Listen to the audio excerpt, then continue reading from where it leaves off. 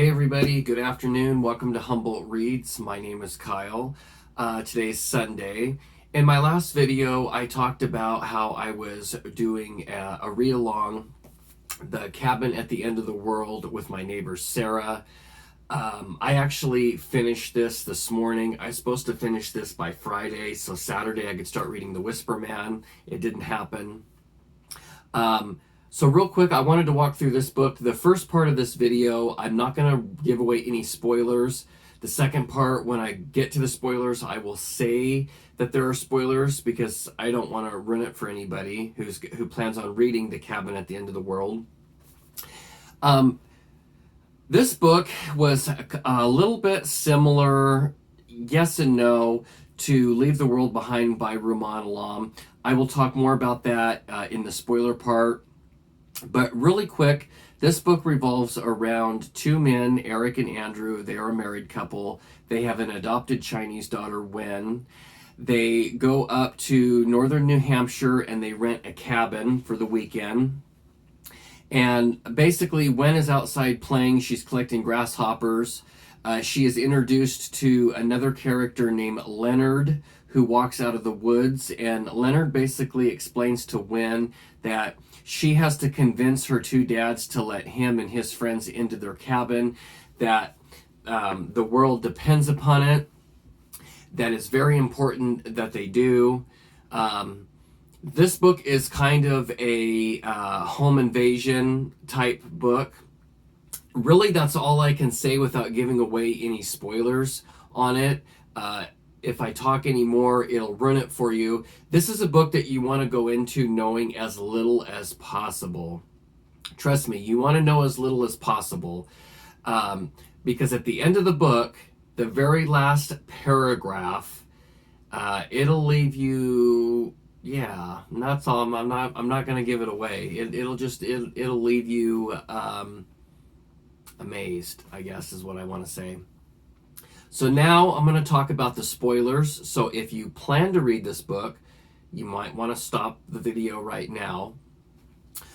So Eric and Andrew and Wen, they're inside the cabin. Leonard and his friends, the group of people that show up, they're out front. They're pounding on the door. They're telling them that it's crucial that they let them into the cabin. Eric and Andrew, they won't open the door.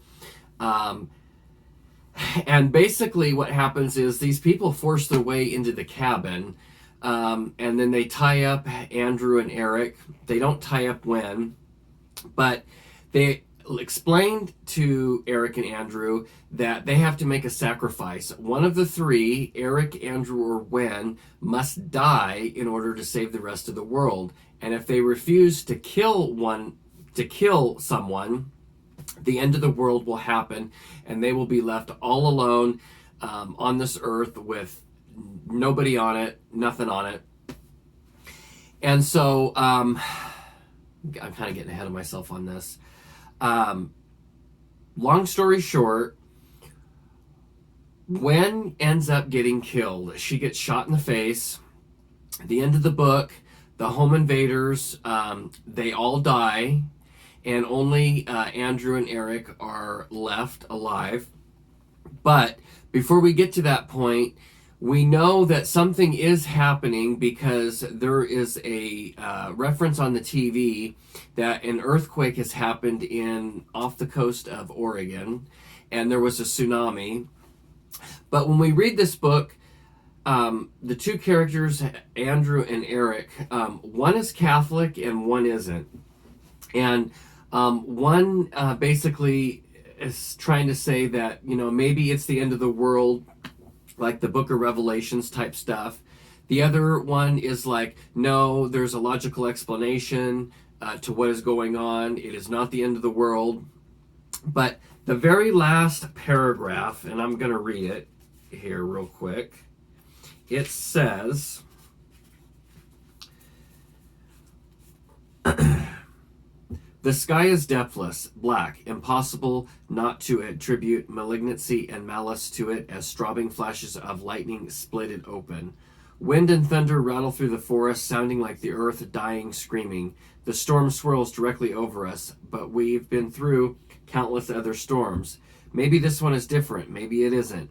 We will pick up the truck keys out of the mud. We will lift Win into our arms, and we will carry her, and we will remember her, and we will love her as we will love ourselves.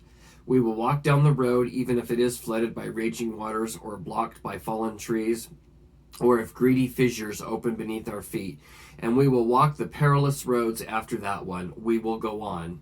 So, this had me left wondering, okay, was it the end of the world? Was it just a coincidence that there was an earthquake off the coast of Oregon and there was a tsunami, and now in northern New Hampshire there's a storm?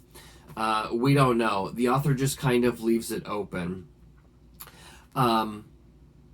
So when I said that this book was kind of similar to Leave the World Behind by Rumaan Alam that just came out this month, I think October 6th, was the fact that throughout the book, you are left wondering if, in fact, what is happening is really happening.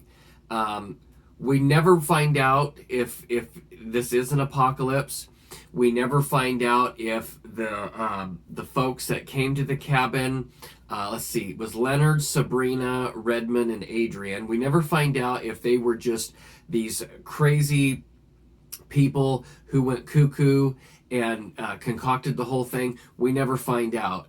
The ending, though, I kind of had a feeling that something was going to happen to Wen earlier on in the book. I don't know why, but I just did. And she gets killed. All of the home invaders get killed. And so basically at the very end, it's just Eric and Andrew, and they're leaving the cabin, and it leaves it wide open for you to wonder what happened. Me personally, I would like to think that the home invaders were just crazy, and that it was a coincidence that there was an earthquake and a tsunami, and that they just happened to be in the middle of a storm. But I don't know. Every reader has their own opinion or interpretation of what happened in the book. Overall, it wasn't a bad read. It was a good read. Between chapters 1 and 3, it really had me on the edge of my seat. And then once the home invaders got into the cabin and they tied up Eric and Andrew, I kind of felt that the story kind of slowed down a little bit. But yeah, I mean, I would recommend it to read, but